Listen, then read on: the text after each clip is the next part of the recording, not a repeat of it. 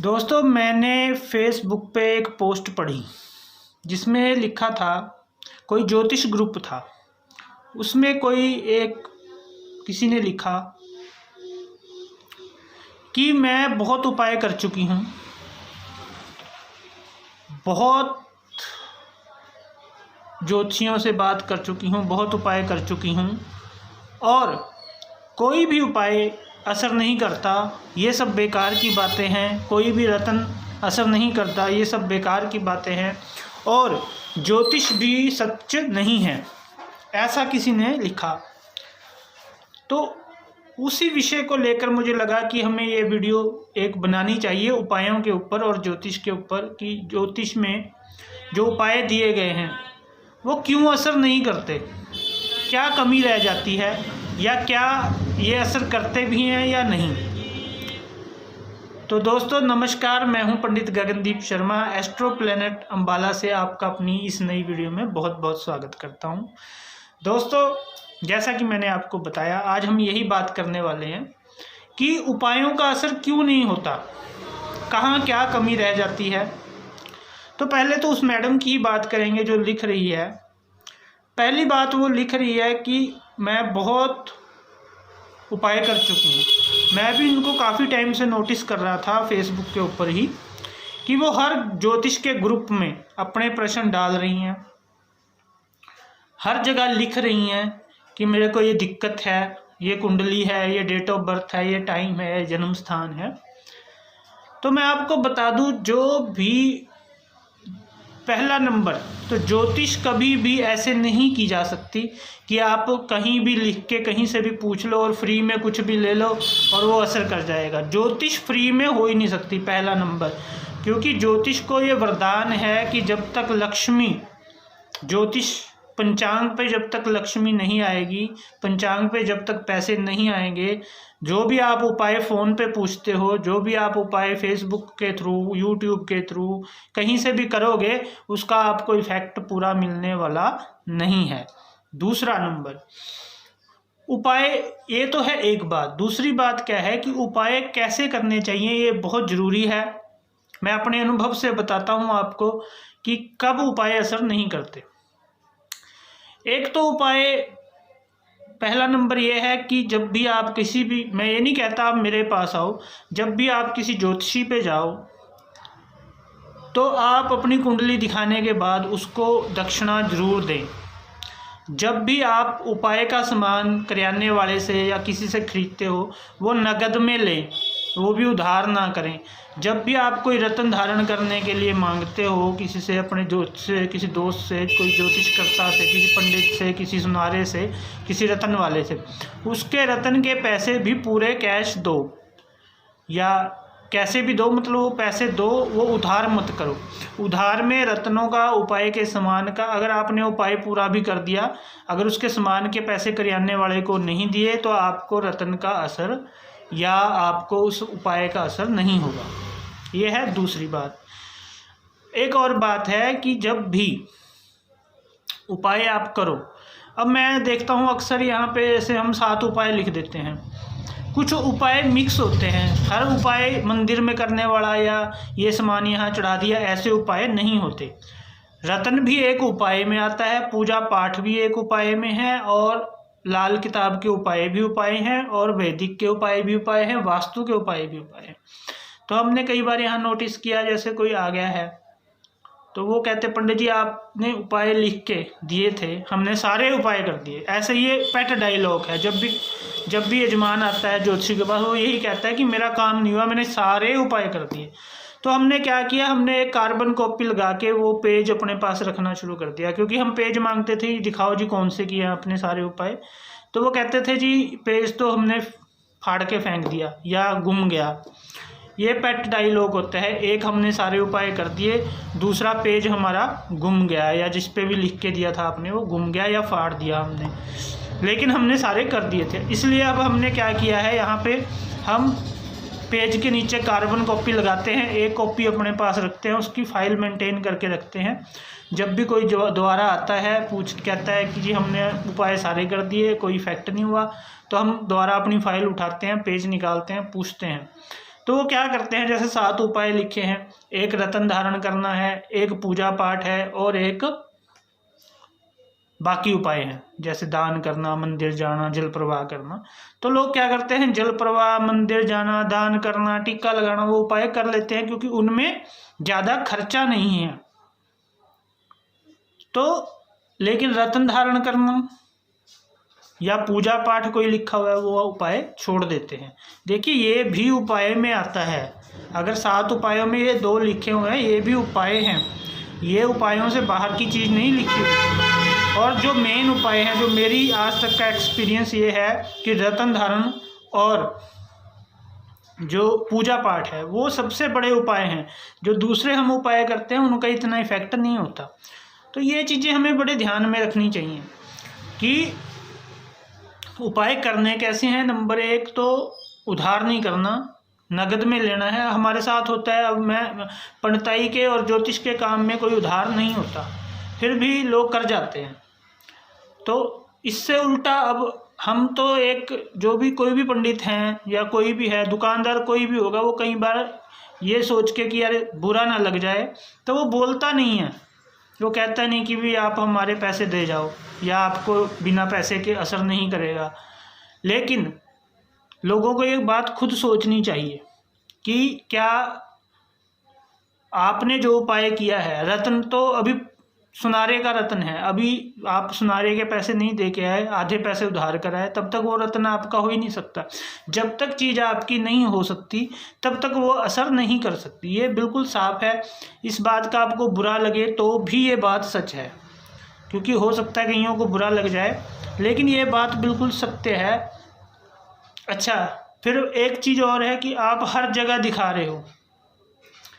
आप एक बार चुन लीजिए कि कौन सा ज्योतिषी, कौन सा पंडित आपको ठीक लगता है अपने एरिया में, अपने शहर में। एक ही डॉक्टर रखना चाहिए। बाद में जब वो डॉक्टर कहे कि भी हाँ मेरे बस का नहीं है, तब कहीं दूसरी जगह दिखाना चाहिए। एक ही वकील, क्योंकि उसको सारा केस पता होता है। अब आप एक जगह जा रहे हैं, दूसरी जगह, तीसरी जगह, चौथी, जब आप खुद ही भटक रहे हो तो आपको शांति कैसे मिलेगी? उपाय भी आप कैसे करोगे? तीसरा कि आप कई तरह के उपाय कर रहे हैं, बहुत तरह के उपाय कर रहे हैं।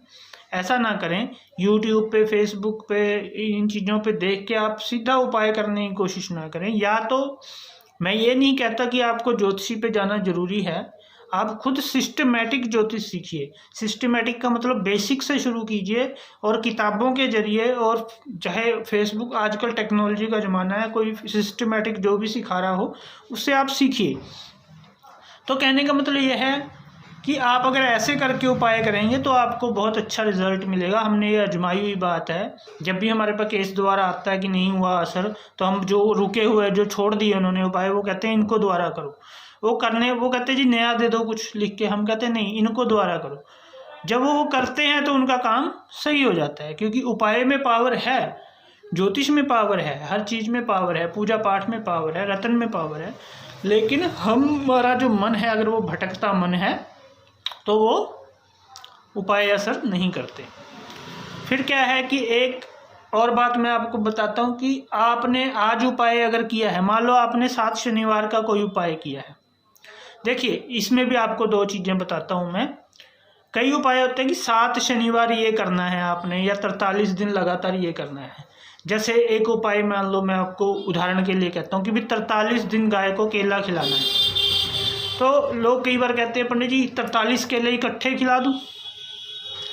इसमें क्या है कि जो भी उपाय आप लगातार में करोगे, बात तो एक ही है, 43 गायों को एक साथ खिला दो या 43 दिन लगातार खिला दो। लेकिन जब आप उपाय को, क्योंकि उपायों के अंदर दोनों चीज़ें मिक्स होती हैं, आपकी साइकोलॉजी, आपका माइंड, आपका मन, आपका शरीर, आपकी आत्मा, ये भी उपाय के साथ मिक्स होती है। लगातार करने वाले उपायों में आपका जो अंतर चेतन है, आपका जो अंतर मन है, वो साथ में जुड़ जाता है उपाय के, कि मैंने करना है 43 दिन। डेली कर रहे हो आप एक प्रक्रिया को, डेली रिपीट कर रहे हो, तो उसकी पावर बढ़ जाती है। जिस प्रक्रिया को आप एक ही बार में निपटा दिया, उसकी पावर उतनी नहीं मिल पाती। देखिए जैसे उपाय, पहली बात तो उपाय कौन करेगा? उपायों के साथ साइकोलॉजी और पॉजिटिव थिंकिंग भी मिक्स होती है। उपाय कौन करेगा? मान लो कोई नौकरी करना चाहता है और उसको हम उपाय दे दें, तो वो ही उपाय करेगा जिसके अंदर से पूरी चाहत है कि मुझे नौकरी मिले। जो चाहता है वही उपाय करता है, जो चाहता नहीं वो उपाय भी नहीं करता। जिसके अंदर से है कि मैं नहीं चाहता, जिसका पूरा अंतर्मन से वो उस चीज़ को नहीं चाहता, बाहर से उसको लग रहा है, तो वो उपाय नहीं करेगा। उपाय वही करेगा जो चाहता है। और लगातार करने वाले उपायों में, जैसे अगर हम डेली रिपीट करते हैं या हफ्ते बाद रिपीट करते हैं, उसमें हमारा जो माइंड भी उपायों के साथ काम करता है। एक साथ एक बार काम निपटाने वाला जो सिस्टम है, उसमें उतना प्रभाव जो दान का प्रभाव है, उपाय का प्रभाव है, वो तो मिलेगा, आपके अंतर मन उसके साथ नहीं जुड़ेगा। तो कहने का मतलब है ऐसी कुछ चीज़ें आपको ध्यान में रखनी चाहिए।